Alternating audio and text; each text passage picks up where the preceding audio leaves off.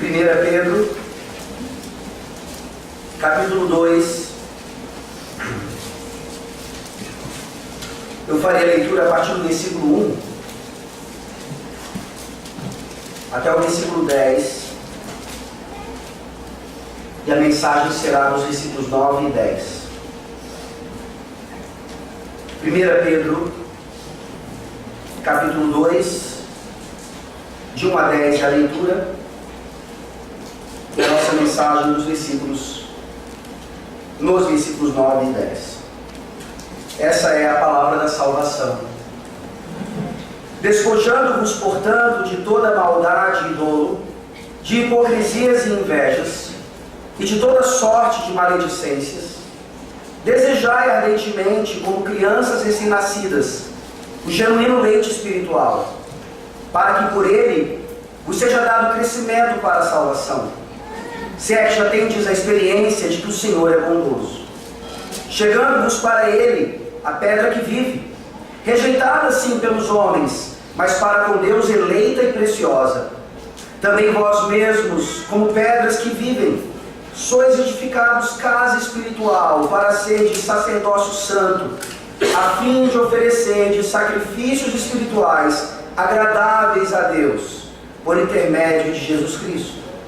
Pois isso está na Escritura: eis que põe em Sião a pedra angular, eleita e preciosa, e quem nela crer não será de modo algum envergonhado. Para vós outros, portanto, os que credes, é a preciosidade, mas para os descrentes, a pedra que os construtores rejeitaram, essa veio a ser a principal pedra angular, e pedra de tropeço e rocha de ofensa. São estes os que tropeçam na palavra, sendo desobedientes para o que também foram postos. Vós, porém, sois raça eleita, sacerdócio real, nação santa, povo de propriedade exclusiva de Deus, a fim de proclamardes as virtudes daquele que vos chamou das trevas para a sua maravilhosa luz. Vós sim, que antes não erais povo, mas agora sois povo de Deus, que não tinhas alcançado misericórdia, mas agora alcançastes misericórdia. Amém. Amém. Vamos orar. Senhor Deus todo misericordioso, obrigado por essa epístola maravilhosa do pastor Pedro para nós, apóstolo, escolhido por Ti a dedo, para ser próximo de Jesus Cristo e continuar a sua obra, uma vez que Jesus subiu aos céus e enviou profusamente seu Santo Espírito para fazer o reino crescer ainda mais. Obrigado a Deus, porque a leitura das palavras desta epístola já aquecem e encorajam os nossos corações. E é isso que nós Te pedimos nessa noite, principalmente pela pregação da palavra, que o Senhor conforte ainda mais as nossas almas, que o Senhor revigore ainda mais os nossos corpos, porque nós temos sofrido, ó Deus, nós temos padecido, nós temos caído em pecado, nós já confessamos isso nessa noite, nós temos experimentado doenças, nós temos percebido o que é viver num mundo caído, de misérias e de mazelas, por causa do pecado de Adão e Eva lá no começo. Mas obrigado, porque nós temos a libertação em Cristo Jesus, o nosso êxodo pelo sangue do Cordeiro já aconteceu, e por isso podemos ouvir essas palavras e guardá-las bem em nossos corações. Mas nessa noite talvez haja pessoas aqui que tenham ouvido as palavras, entendido as palavras, mas que não podem se satisfazer com elas. Essas palavras ainda não dizem respeito ao que aconteceu em suas vidas, à realidade de sua existência. Por isso te pedimos, ó Deus, que nessa noite o Teu Evangelho maravilhoso, manifestado pela pena de Pedro, inspirado pelo Teu Santo Espírito, possa realmente tornar aqueles que ainda não são povo nessa noite, parte do Teu povo, que não alcançaram misericórdia, que possam alcançar nessa noite pela tua graça bendita. É em nome do nosso Senhor Jesus Cristo que nós oramos. Amém. Amém. 90 milhões em ação, para frente Brasil, do meu coração. Todos juntos vamos, para frente Brasil, salve a seleção. Se você acompanha a seleção do Brasil há vários anos, você se lembra que esse era o hino para impulsionar a seleção de 70 para mais uma vitória. Nós olhamos para a população brasileira e ela cresceu muito, mais do que 90 milhões hoje, mas ainda experimentando nesses dias que precedem a Copa do Mundo exatamente esse sentimento: salve a seleção. E talvez ninguém tenha demonstrado com maior clareza o que significa o futebol para o Brasil, especialmente nessa época, do que Nelson Rodrigues, que cunhou o termo a pátria de chuveiros. Como você está se preparando para a Copa do Mundo? Talvez esse ano as coisas estejam um pouco diferentes. Em anos passados nós víamos mais bandeiras nos carros, nós víamos mais ruas pintadas. Talvez a crise toda esteja fazendo o nacionalismo brasileiro cair por terra. E não há nada de errado em sermos nacionalistas, não há nada de errado em sermos patriotas. O problema são os exageros pecaminosos. Isso acontece quando o Brasil perde um jogo na Copa do Mundo. Às vezes nos exaltamos, perdemos as estribeiras e percebemos como esse nacionalismo, apesar de legítimo, ele é muitas vezes desfocado. O nosso nacionalismo, em última instância, não diz respeito à pátria onde nascemos, à pátria onde crescemos, à pátria que servimos. Pátria essa que não devemos idolatrar, nem cantar que ela é idolatrada.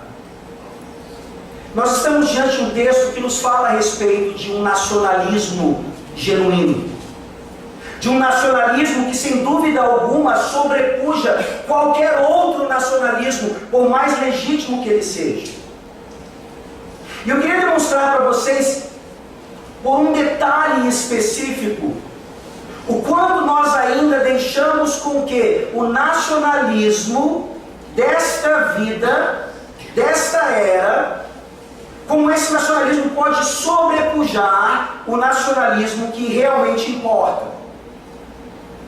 Quantos crentes hoje nem sequer vieram para a igreja ou foram para suas igrejas por causa da seleção brasileira? Quantos crentes saíram de suas igrejas hoje e ainda tiveram tempo de ligar a televisão e assistir um pouco do jogo? Quantos crentes ficaram tranquilos e até felizes porque o jogo da seleção, da fase de grupos que cai no domingo, é às 15 horas da tarde? Ufa! Dá para assistir. Não cai na hora do culto. Por que eu estou dando esses exemplos? Estão ligados a essa ilustração que eu dei a respeito de como nós nos preparamos para a Copa do Mundo, como nós vivenciamos esse tipo de coisa, mas tem a ver com o fato de que nós, como o texto aqui diz, realmente somos nação santa. E como nós veremos no texto, talvez não havia nem para Israel e não haja nem para nós hoje algo que mais nos distinga de todas as outras nações do mundo do que realizarmos aquilo que agrada ao Senhor em todos os seus detalhes. E sem dúvida alguma, um detalhe bem específico que nós tiramos das Escrituras Sagradas é que Ele reservou o dia do Senhor, o dia de domingo, o Shabat, para a sua santa adoração. Jogos do Brasil ou quaisquer outros não devem ser assistidos no domingo, não porque interrompem o culto ou a escola dominical, mas porque aqueles jogadores não deveriam estar ali trabalhando como eles estão.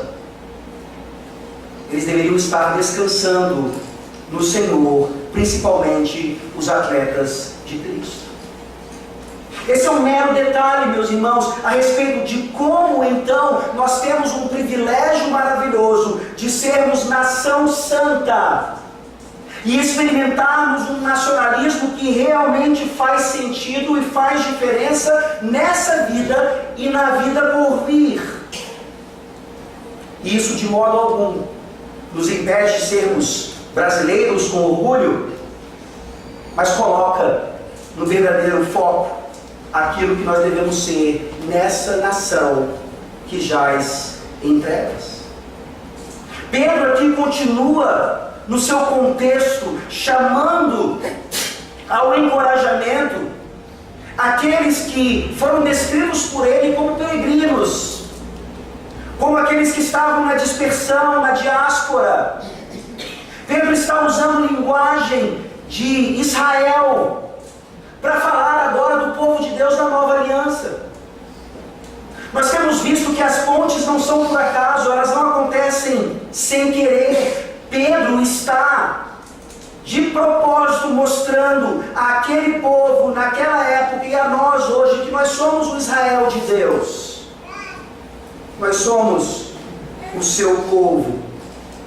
E nesse sentido, nós como peregrinos continuamos sendo encorajados exatamente por essas verdades, para sermos ainda mais santos, para agradarmos ainda mais a Deus e para sermos ainda mais luz para aqueles que estão em trevas. Pedro descreve na metade aqui do capítulo 2, no texto que nós vimos na última ocasião que preguei, tratando dos crentes como pedras vivas. Pedras vivas que estão sendo edificadas para santuário espiritual. Nós vimos as implicações disso no que diz respeito à igreja. Nós vimos as implicações disso no que diz respeito à corporatividade do reino de Deus, a importância dos crentes estarem juntos, não só no domingo, mas durante todos os dias da semana, construindo e avançando o reino de Deus. Somos pedras vivas pelo simples fato de que Jesus Cristo, a pedra angular, é aqui chamada por Pedro de rocha viva, a rocha que vive. E nesse sentido, nós sabemos que a ressurreição dele é a nossa ressurreição também. Por isso vivemos encorajados pelo seu Evangelho, fazendo exatamente aquilo que a nossa identidade nos manda fazer. Mais uma vez, nessa noite, Pedro vai ressaltar aqui qual é a nossa identidade. E é exatamente isso que nós vemos em 1 Pedro, capítulo 2, versículos 9 e 10. Percebam então a lição que nós aprendemos desses versículos, que é a seguinte: os privilégios dos peregrinos eleitos os levam a proclamar as virtudes do Deus triuno. Essa é a sua missão, essa é a minha missão. Os privilégios dos peregrinos eleitos os levam a proclamar as virtudes do Deus triuno. Não tem como nós termos os privilégios sem atender ou atingir os propósitos de Deus em nos dar esses privilégios. Talvez a nossa vida seja desconexa a tal ponto. Talvez nós queiramos um cristianismo de privilégios apenas, mas não de responsabilidades. E o texto torna isso impossível. É até uma ingratidão da nossa parte reconhecermos os privilégios e não praticarmos aquilo que claramente é o propósito para nós peregrinos eleitos. Então a primeira coisa que nós vemos hoje são os privilégios dos peregrinos. A primeira parte do versículo 9. Que privilégios são esses?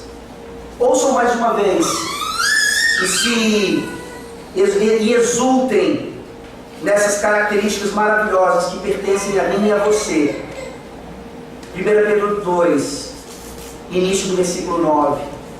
Vós, porém, sois raça eleita, sacerdócio real, nação santa, povo de propriedade exclusiva de Deus. Essa é a sua identidade hoje, se você está em Cristo Jesus. A primeira aplicação mais maravilhosa da mera leitura dessas palavras deveria ser o fato de que você pertence. Você pertence. E por que é que nós nos sentimos ainda tão solitários, tão esquecidos, tão marginalizados?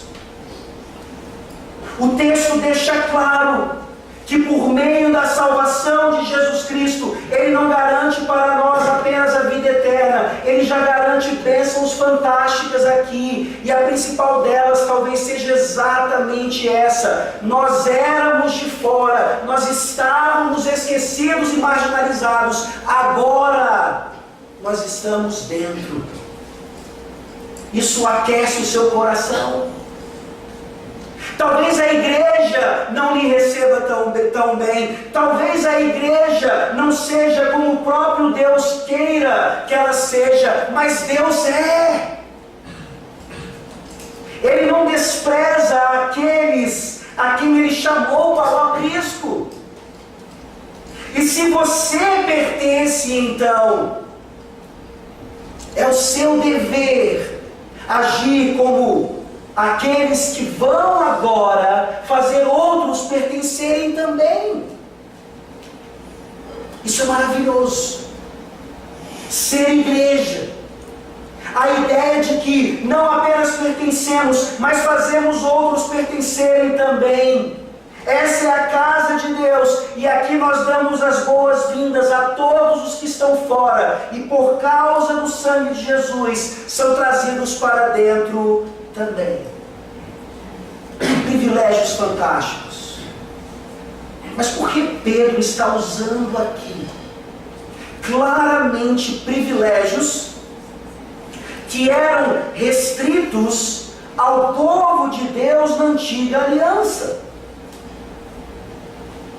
Ele está fazendo a conexão com aquilo que ele acabou de escrever nos versículos 7 e 8. Os versículos 7 e 8 nos mostram o que é a miséria da rejeição a Jesus Cristo.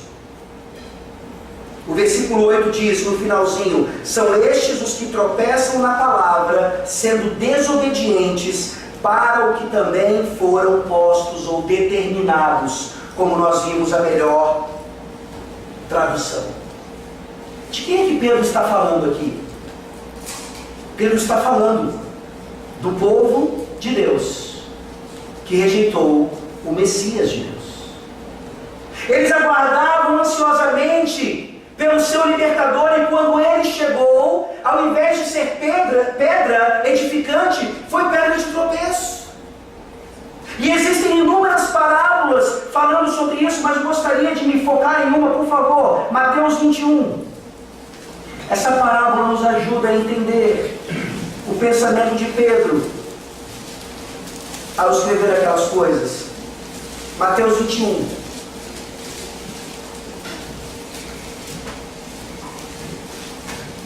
Versículos 33 a 46.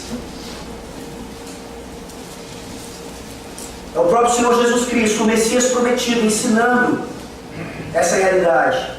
Mateus 21, a partir do 33. Atentai em outra parábola.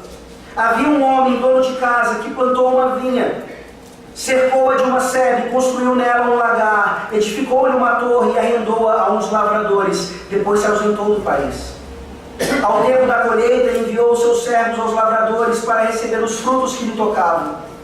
E os lavradores, agarrando os servos, espancaram a um, mataram a outro e a outro apedrejaram. Enviou ainda outros servos em maior número e trataram-nos da mesma sorte. E por último enviou-lhes o seu próprio filho, dizendo: a meu filho respeitarão. Mas os lavradores, vendo o filho, disseram entre si: este é o herdeiro. Ora, vamos, matemo-lo e apoderemo-nos da sua herança. E agarrando lançaram-no fora da vinha e o mataram. Quando, pois, vier o senhor da vinha, que fará aqueles lavradores? Responderam-lhe: fará perecer horrivelmente a estes malvados, e arrendará a vinha a outros lavradores, que lhe remetam os frutos nos seus devidos tempos. Perguntou-lhe Jesus: nunca lestes nas Escrituras? A pedra que os construtores rejeitaram, essa veio a ser a principal pedra angular. Isso procede do Senhor e é maravilhoso aos nossos olhos. Portanto vos digo que o reino de Deus vos será tirado e será entregue a um povo que lhe produza os respectivos frutos. Todo o que cair sobre esta pedra ficará em pedaços, e aquele sobre quem ela cair ficará reduzido a pó. Os principais sacerdotes e os fariseus, ouvindo estas parábolas, entenderam que era a respeito deles que Jesus falava. E conquanto buscassem prendê-lo, temeram as multidões, porque estas o consideravam como profeta. Vejam que parábola maravilhosa, nos falando que o reino de Deus foi tirado do povo de Israel. Uma realidade, não era uma mera ameaça. Aconteceu realmente. Quando nós olhamos para a história, existe um ano específico, quando isso aconteceu de fato. O ano 70 depois de Cristo, quando o Império Romano, de uma vez por todas, invade Jerusalém, destrói toda a cidade, principalmente o templo. Imagine o desespero daqueles judeus, imagine o desespero daqueles idólatras, que rejeitaram o templo verdadeiro, que era o Senhor Jesus Cristo, e se preocupavam ainda com aquelas pedras mortas, que caíram, e como Jesus disse, não ficará pedra sobre pedra, e foi o que aconteceu. Naquele exato momento da história, Deus estava tirando de Israel o que ele prometera, e dando agora ao que Paulo chama em Gálatas de o Israel de Deus na nova aliança. Esse povo aqui, a quem Pedro estava escrevendo, a quem Pedro estava pregando e falando, um povo que precisava ter a reação diferente dos fariseus da época de Cristo, que entenderam a mensagem. Eles entenderam que Jesus estava falando uma parábola para eles. E o texto não diz: e eles se arrependeram. E eles buscaram então a paz com Deus. Não, eles procuravam matar a Jesus Cristo. Eles se sentiram acusados, e ao invés de se converterem, e ao invés de confessarem as suas faltas, eles procuraram acabar com a vida de Cristo. Como é a sua reação hoje diante do convite do Evangelho mais uma vez? É Jesus Cristo, nessa noite, no seu ofício profético, dizendo para você: não rejeite a pedra angular, porque ela vai destruir você. Se você ainda não é uma pedra viva no contexto do reino de Deus, dentro da igreja, torne-se uma por meio da fé em Cristo Jesus. É isso que importa.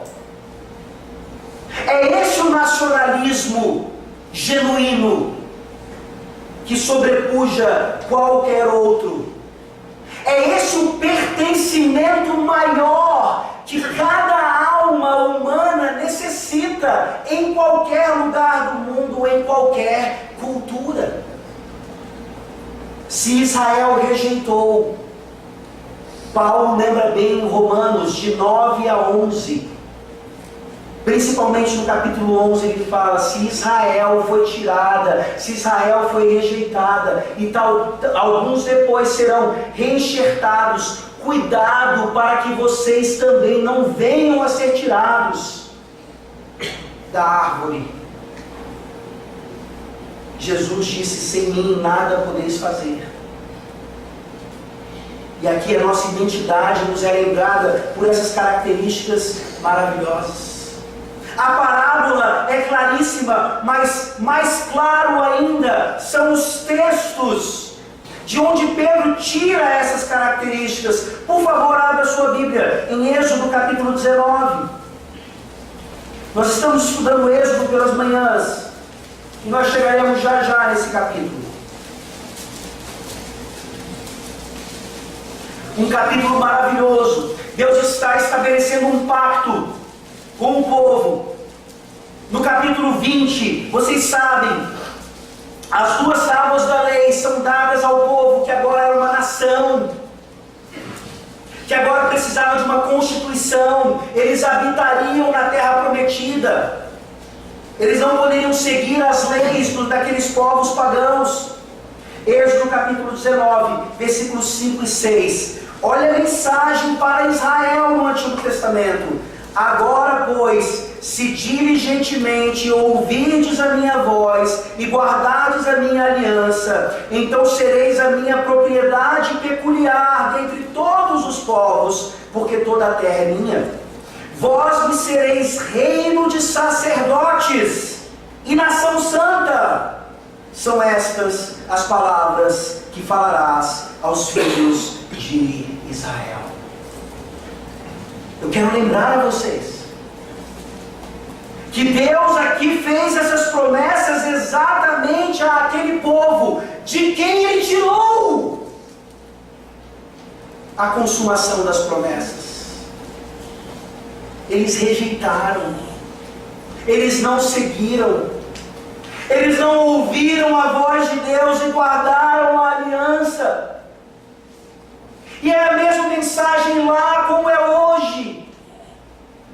Nós precisamos ouvir a voz de Deus e guardar a sua aliança. E para que nós entendamos realmente o que significa o Evangelho, ele não é algo do tipo condicional, como aqui parece-nos ser. Caso eu obedeça, então eu receberei. Não! Eles já foram libertados do Egito. Nós vimos isso hoje. Eles já foram redimidos, eles já foram resgatados pela força do Senhor. Agora Deus está estabelecendo com eles uma aliança de preservação. E se essa aliança for quebrada, obviamente eles não serão preservados. Eles não querem o Senhor. Talvez eles queiram apenas as bênçãos do Senhor, mas não o próprio Deus. Vá um pouco adiante agora para Deuteronômio 7. Deuteronômio 7, versículo 6.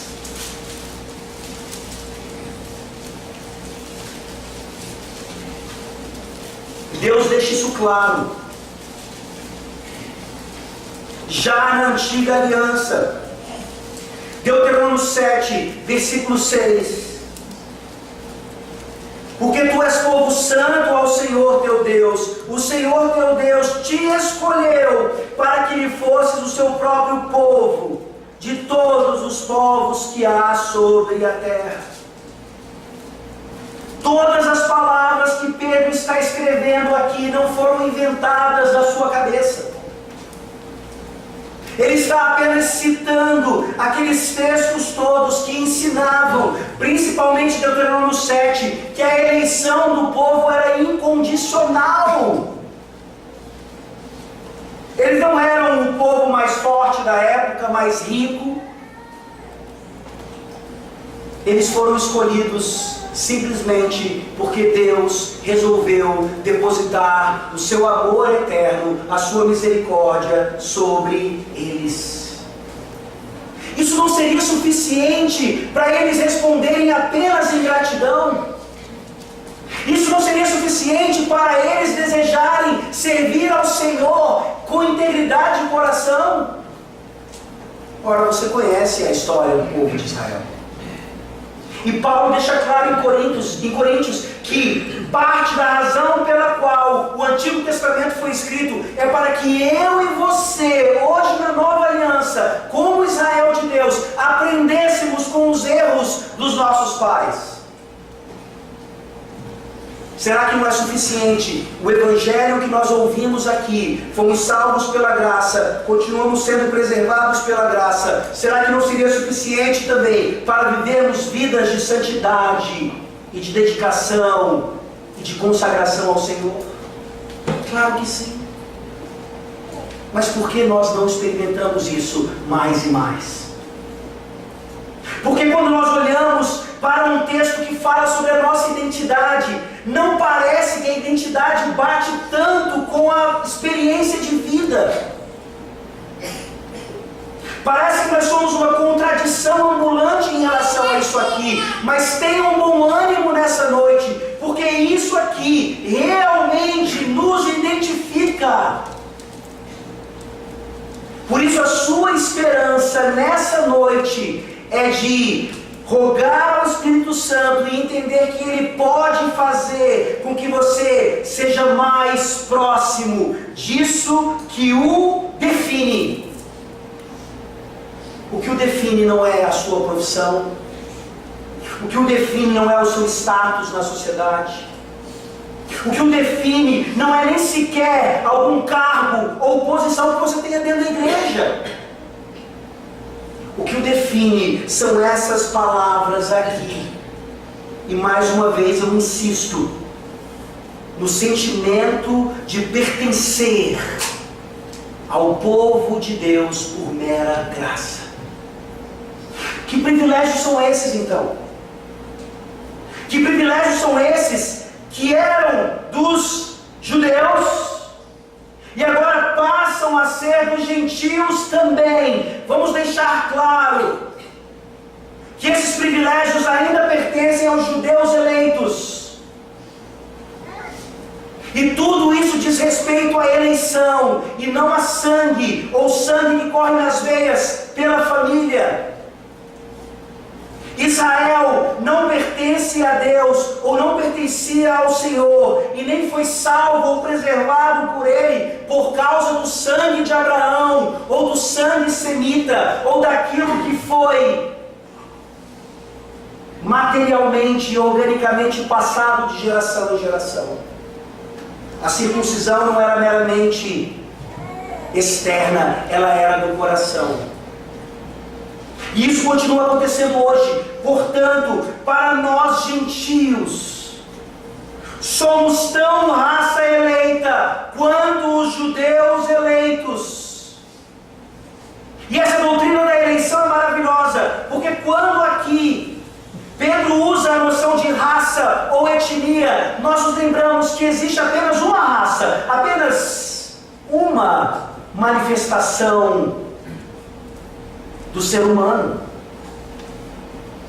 Mas é a eleição de Deus que faz uma distinção agora entre seres humanos que pertencem ao Senhor e seres humanos que não pertencem. Eleito aqui é a mesma forma daquele que é chamado de fora de algum lugar para entrar agora em outro. Nós fomos convocados, nós ouvimos o convite do Senhor e nós respondemos porque o Espírito Santo nos inclinou a isso. Somos peregrinos e precisamos viver como raça eleita.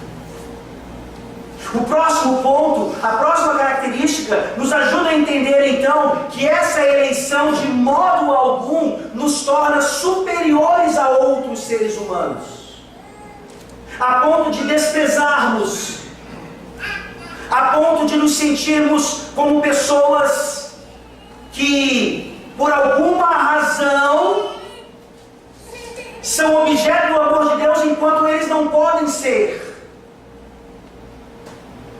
A próxima característica nos mostra que nós somos sacerdócio real.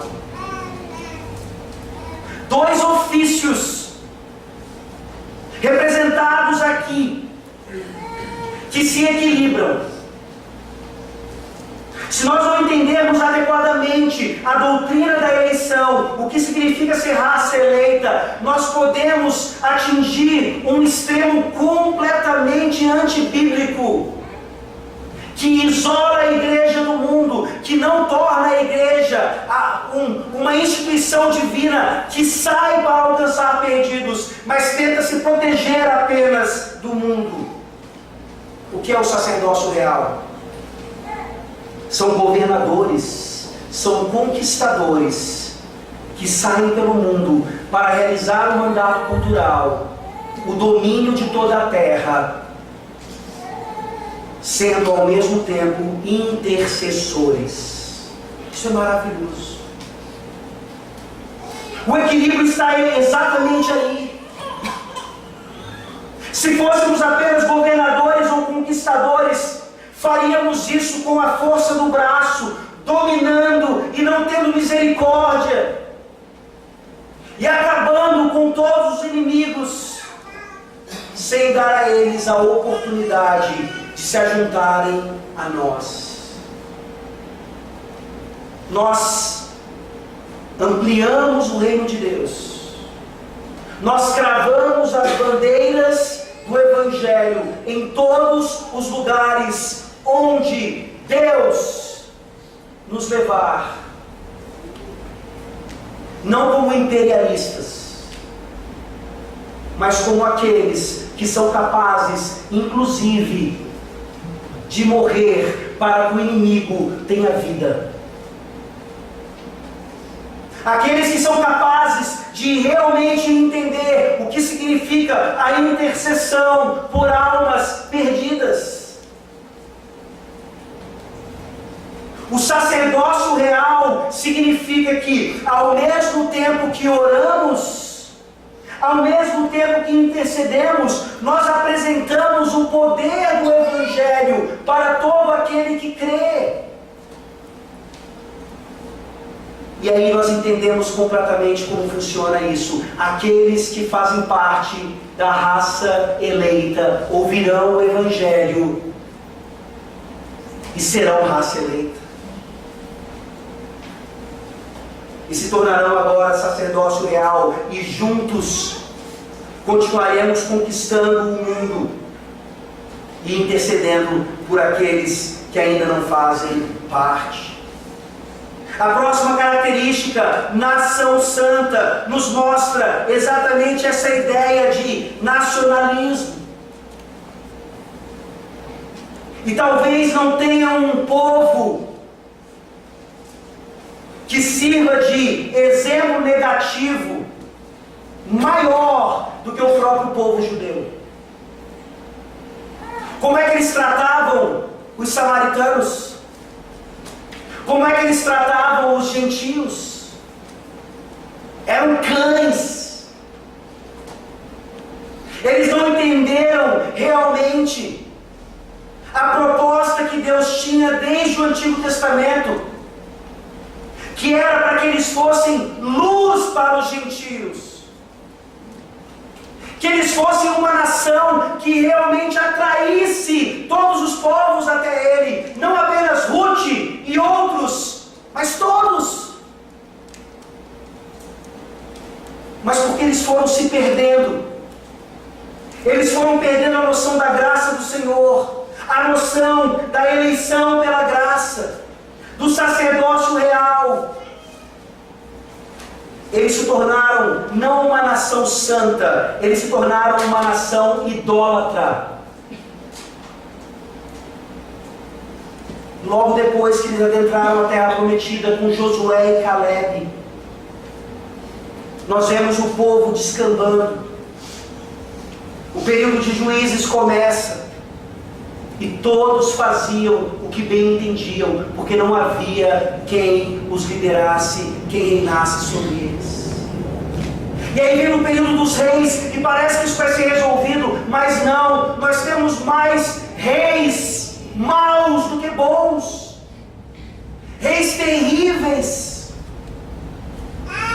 mostrando que um dia um juiz santo e um rei santo viria para realmente pôr fim nisso tudo. Como é fácil nós nos apegarmos a tradições nacionalistas e nos acharmos melhores do que outros. Como é fácil nós acharmos que a igreja presbiteriana do Brasil nada tem a ver com a igreja presbiteriana do mundo. Como é fácil nós olharmos para os venezuelanos e vermos a entrada deles no Brasil como uma desgraça social e não necessariamente como uma oportunidade de recebê-los e levá-los até o Evangelho. Nós vemos como nações se fecham ou tentam construir muros para se tornarem cada vez mais isoladas, e essa não é a realidade dentro daquilo que nós vemos estabelecido no reino de Deus. Israel ficou longe de ser uma nação santa, e um dos principais pecados que eles cometeram foi exatamente de não guardarem os sábados do Senhor. Vocês podem observar isso. Quando Deus enviava um profeta para falar contra as atitudes de Israel, não é que eles não quebravam os outros 9 mandamentos, mas parecia que Deus queria focar exatamente naquele. Ele diz: vocês vão para o cativeiro, porque vocês se recusam a guardar os meus sábados. Vejam então como nós, nação brasileira, preferimos muitas vezes a brasileiridade das coisas, ou até a religiosidade brasileira das coisas, do que aquilo que é universal e bíblico, e atemporal e acultural. Uma das acusações graves que nós recebemos, principalmente no início da evangelização no Brasil, é que a igreja não vinha apenas com o evangelho, mas vinha também com todo o americanismo. E onde isso aconteceu, realmente foi uma falha. Não é para nós sermos uma igreja americana no Brasil ou uma igreja brasileira na África. É para nós sermos uma nação santa, onde quer que nós estejamos. E como eu falei no início, isso de modo algum entra em choque com o sermos cidadãos brasileiros. Muito pelo contrário. Nós somos ainda mais cidadãos quando nós somos, em primeiro lugar, conscientes de que essa não é a nossa pátria. A nossa pátria está lá, no mesmo lugar para onde Abraão olhava e ele aguardava, mesmo sabendo que uma terra física havia sido prometida a ele e a sua posteridade. O Brasil está longe de ser uma nação santa, mas não se esqueçam que o objetivo de Deus, por meio do seu Evangelho, é atingir todas as nações de tal maneira que as nações sejam santas mesmo. E às vezes nós esquecemos disso. O Evangelho é tão poderoso que ele realmente prepara pessoas para serem governadores, para serem prefeitos, para influenciarem a sociedade, para fazerem leis mais justas e aplicarem essas leis. Uma nação santa não significa apenas um gueto religioso espiritual no meio das trevas. As trevas vão se dissipando e aquele país todo começa a conhecer a verdadeira religião. O próximo e último, e a última característica aqui, é que nós somos povo de propriedade exclusiva de Deus. E talvez você não tenha entendido exatamente o que isso significa. Povo de propriedade exclusiva de Deus.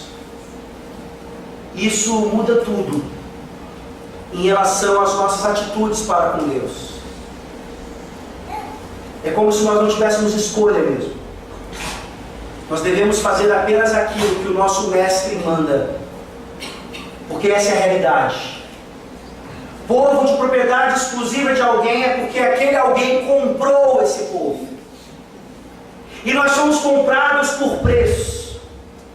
E nós temos visto e ouvido isso ao longo do livro do Êxodo, quando nós éramos escravos no Egito e agora nós somos tirados da escravidão para sermos escravos de Deus. Será que isso soa bem aos seus ouvidos? Uma vez conversando com uma pessoa, eu falei que nós éramos escravos de Cristo, e ela disse: pastor, não usa essa linguagem. Essa linguagem de escravidão é uma linguagem retrógrada. E eu a levei às Escrituras Sagradas e mostrei para ela que tanto na Antiga Aliança como na Nova Aliança nós temos exatamente essa descrição do povo de Deus. Nós somos comprados por preço, nós somos escravos de Deus. Quão maravilhoso é ser escravo de um Senhor bom como Deus é. O problema não é a escravidão, meus irmãos. O problema é quem te escraviza. E nós somos escravos do pecado, preferimos ser escravos do pecado, preferimos permanecer no Egito, na nossa zona de conforto, do que sairmos de lá e irmos para o deserto, não sabendo onde estava a terra prometida. Se formos bem honestos, nós preferimos ser como Israel foi. Nós apontamos o dedo para Israel e dizemos como é que eles puderam rejeitar o Messias, e nós faríamos o mesmo. Mas nessa noite o Evangelho vem nos chamar então a atenção nesse sentido. Todas essas características, elas não só podem, como elas devem ser manifestadas mais e mais em nossas vidas. Isso naturalmente nos leva ao nosso segundo ponto. Se nós entendemos os privilégios dos peregrinos, não só a época de Pedro, mas ainda hoje, nós entendemos qual é o propósito para esses peregrinos. Qual é o propósito? Onde está agora a contrapartida, a responsabilidade? Final do versículo 9. E versículo 10, o texto diz: a fim de proclamardes as virtudes daquele que vos chamou das trevas para a sua maravilhosa luz. Vós sim, que antes não erais povo, mas agora sois povo de Deus, que não tinhas alcançado misericórdia, mas agora alcançastes misericórdia. Os privilégios que nós temos por meio do Evangelho são infinitamente maiores do que qualquer outro privilégio que nós podemos ter. Mas se você tem um privilégio de uma função no seu trabalho, você sabe que aquilo acarreta responsabilidades. Você ganha mais, mas você é mais cobrado. Se você tem privilégios em qualquer instância da vida, você sabe que juntamente com aquilo, a responsabilidade aumenta. Quanto mais dentro do reino de Deus. Que privilégios maravilhosos. Para quê? Qual é o propósito? Pedro deixa claro: a fim de proclamardes as virtudes daquele que vos chamou das trevas para a sua maravilhosa luz. Proclamar as virtudes. E aqui muitos intérpretes e pregadores vão muito rapidamente, vão precipitadamente para aquilo que nós conhecemos como evangelismo. Eu não estou dizendo que isso não ensine o evangelismo, nós veremos que ensina.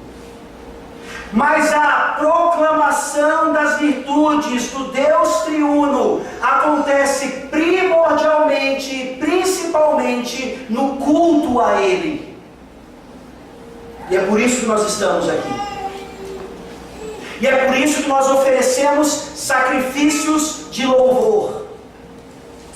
E é por isso que as nossas músicas dizem respeito às virtudes de Deus e não às nossas necessidades primordialmente.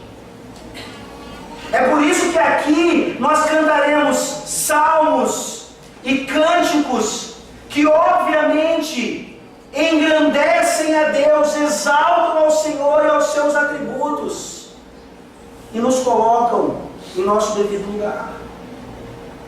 Como várias igrejas têm perdido esse foco, como várias igrejas têm se rendido a músicas que não proclamam as virtudes de Deus, mas proclamam e exibem aquilo que o homem é, de forma antropocêntrica. Nós acabamos nos perdendo em nós mesmos. O que é que nós fazemos no culto, além de cantar? Nós oramos a Deus, nós confessamos a nossa fé, nós lemos as Escrituras Sagradas. A nossa boca no culto a Deus está cheia da proclamação de quem Deus é. E eu insisto, é impressionante como do púlpito ainda consigo ver pessoas que não abrem suas bocas para proclamar as virtudes do Deus triuno no culto. Até quando você vai me ouvir fazer essa pergunta? Como é que você ousa entrar na casa de Deus, na presença do Deus Santíssimo, e não abrir a sua boca para cantar? Deve haver uma explicação razoável. Me dê a explicação, eu preciso saber. Como é que você ousa não louvar a Deus por meio das próprias determinações que o Senhor manifestou para nós em culto solene? A prioridade então dessa proclamação acontece aqui, porque aqui nos reunimos, aqui nos preparamos para sair, para cultuar a Deus em todas as atividades da vida e para também proclamar as suas virtudes na evangelização. Agora sim, nós temos o lugar do evangelismo. Agora sim, nós temos o lugar dessa proclamação de um povo que é raça eleita, nação santa, sacerdócio real, povo de propriedade exclusiva de Deus, que vai, como nós vimos no último texto, atrás dos perdidos, atrás dos que estão em trevas, porque essa era a nossa condição também. Eu não me fecho na igreja, eu não excluo pessoas da igreja, eu vou atrás delas, eu vou buscá-las. Sim, eu convido pessoas para virem à igreja e ouvirem o Evangelho, mas eu também vou lá. É natural que a proclamação das virtudes do Deus triuno aconteça a partir da nossa compreensão, da nossa identidade. Mas essa proclamação, ela não é meramente pela boca. Essa proclamação, na verdade, diz respeito também ao que a nossa identidade testemunha no mundo. E aqui nós terminamos com esses 3 testemunhos. Nós proclamamos em alto e bom som as virtudes daquele que em primeiro lugar nos chamou das trevas para a sua maravilhosa luz. Bem claro, nós andávamos em trevas e Deus nos transportou das trevas para o reino do Filho do seu amor. Como é que nós ousamos andar em trevas? A vida de um crente, mais do que qualquer outra pessoa, é um livro aberto. Quais são os segredos que você ainda guarda? Você tem algum tipo de vida dupla? É impressionante, meus irmãos, como nós ainda descobrimos escândalos na igreja, exatamente nesse sentido. Não só da membresia, mas até de líderes. Liderança na igreja quando nós menos esperamos, aparece com uma outra família num outro lugar. Nós somos chamados das trevas, nós somos eleitos nesse sentido, chamados para fora das trevas, para a sua maravilhosa luz. Nós andamos na luz. Se você tem dificuldade para andar na luz, se alguma coisa ainda lhe impede, você busca ajuda. O Evangelho, ele é poderoso para isso, para nós confessarmos a nossa fraqueza, para confessarmos as nossas necessidades, para sermos pastoreados nesse sentido.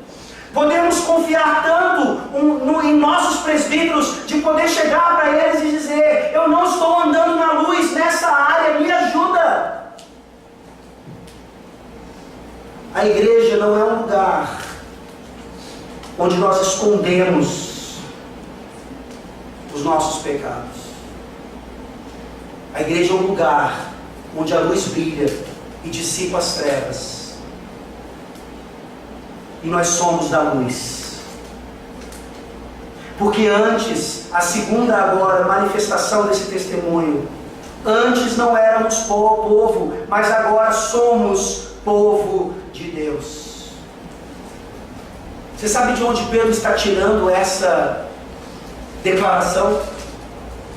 Abra sua Bíblia, por favor, em Oséias capítulo 2.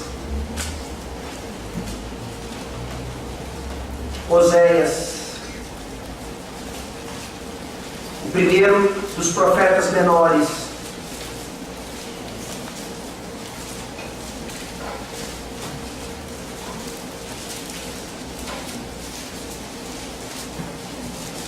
Oséias capítulo 2.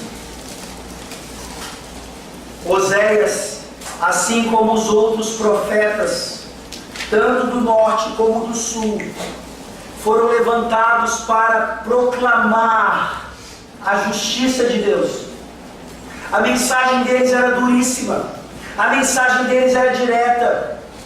Eles diziam ao povo: vocês estão errando aqui, vocês estão andando em trevas aqui, se arrependam. E Oséias, além de proclamar, ele foi chamado a experimentar na sua própria vida o que significava preferir os ídolos do que o próprio Deus. Oséias 2:23.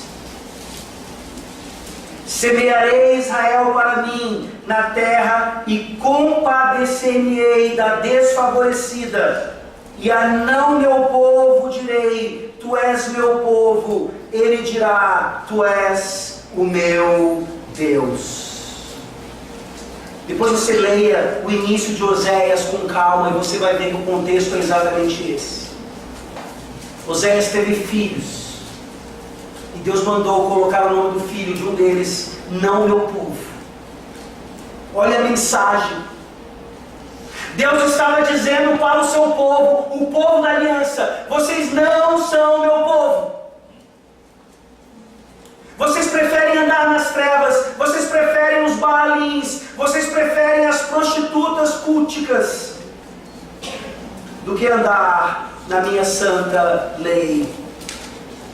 Mas esse mesmo Deus, pela sua infinita misericórdia, Ele chama aquele que não era povo, de povo novamente, e o povo responde: o Senhor é o meu Deus. É isso que está acontecendo agora, que acontece domingo após domingo. Você cai, você tropeça, você não precisa ficar caído, você se volta para Deus. Nós celebraremos agora, já, a mesa da reconciliação, a mesa de confirmação de votos e renovação de votos.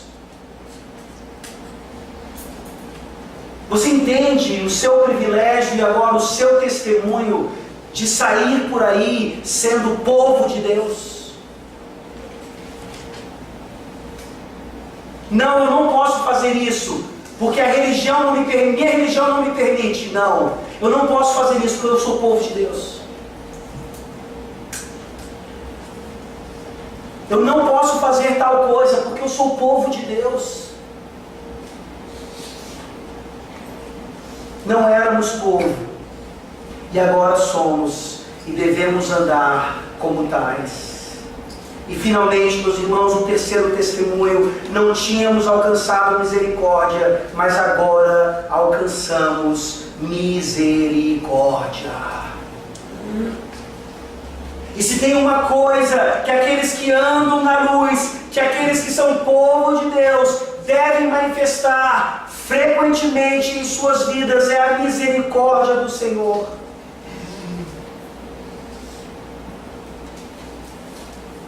Por que é que nós vivemos situações de crise em todas as áreas? Porque nós não entendemos o que é a misericórdia. Porque nós ainda insistimos em viver por uma religião de obras, de cobrança, de mérito próprio, de fazer por onde. E nós nos esquecemos que o Evangelho e o cristianismo, humanamente falando, ou à luz ou à vista dos homens, é uma religião de fracos. Porque o nosso Senhor Todo-Poderoso, para garantir a nossa identidade declarada aqui, Ele morreu como um fraco. Ele demonstrou toda a sua misericórdia na cruz do Calvário, padecendo como Ele padeceu, ao invés de mandar as legiões de anjos destruírem os seus inimigos naquele momento. Será que nós realmente alcançamos misericórdia? Como é que você entende aquela bem-aventurança que diz: bem-aventurados os misericordiosos, porque alcançarão misericórdia? E aí você pensa: então eu vou ser misericordioso para alcançar a misericórdia. Não é isso que Jesus está dizendo. O que Jesus está dizendo é que Deus já veio até nós, Ele tomou a iniciativa, o seu amor nos conquistou, o sangue de Cristo nos comprou. É inevitável que sejamos cheios de misericórdia, mas muitas vezes não somos. Talvez a regra das nossas vidas seja não sermos misericordiosos. E isso não corresponde a quem nós somos, isso não corresponde a ser povo de Deus, isso não corresponde a andar na luz. Se for fraqueza para os homens, não é fraqueza para Deus, porque a fraqueza de Deus é mais poderosa do que o poder dos homens. A loucura de Deus é mais sábia do que a inteligência dos homens. E é exatamente isso que nós estamos vendo aqui. Nós temos privilégios maravilhosos que acarretam para nós propósitos maravilhosos. O poder do Espírito é absolutamente capaz de nos tornar mais e mais parecidos com aquilo que nós já somos. Abra sua Bíblia, por favor, em Mateus 22. E aqui nós terminamos. Mateus 22 é a continuação direta daquela parábola que eu li no início. E aqui nós terminamos com uma outra parábola. A parábola das bodas. Vejam como Jesus ainda ensinava exatamente a mesma mensagem, mostrando aqui qual é o privilégio de pertencer ao povo de Deus.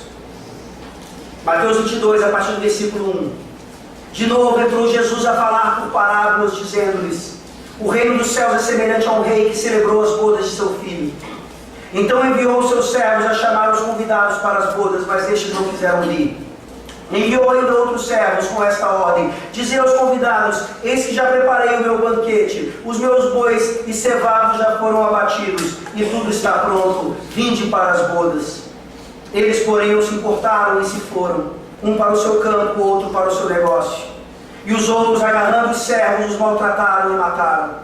O rei ficou irado e, enviando as suas tropas, exterminou aqueles assassinos e lhes incendiou a cidade.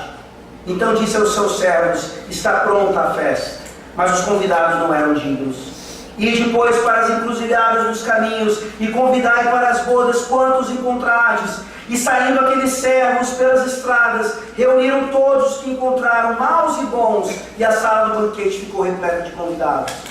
Entrando, porém, o rei, para ver os que estavam à mesa, notou ali um homem que não trazia veste nupcial, e perguntou-lhe: amigo, como entraste aqui sem veste nupcial?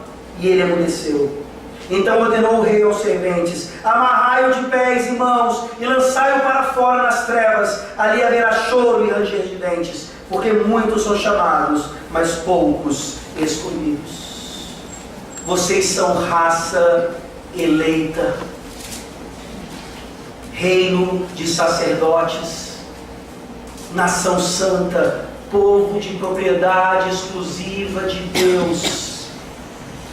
Porque Jesus Cristo veio até nós e morreu na cruz do Calvário para nos conquistar.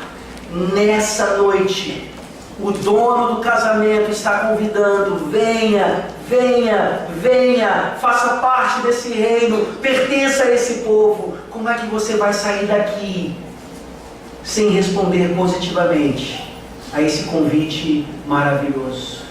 Que Ele tenha misericórdia de nós. Vamos orar.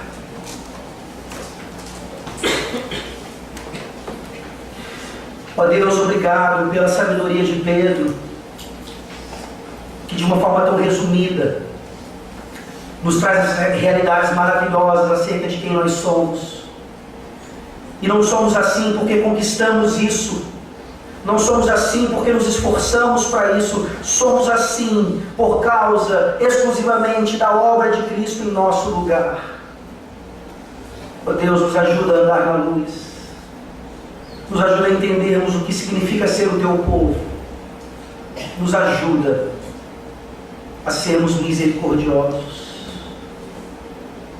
É a realidade que flui dos nossos privilégios fantásticos, que nós não conseguimos entender porque o Senhor nos dá, o Senhor nos concede, mas somos gratos, porque apesar de não merecermos, o Senhor nos entregou cada uma dessas características.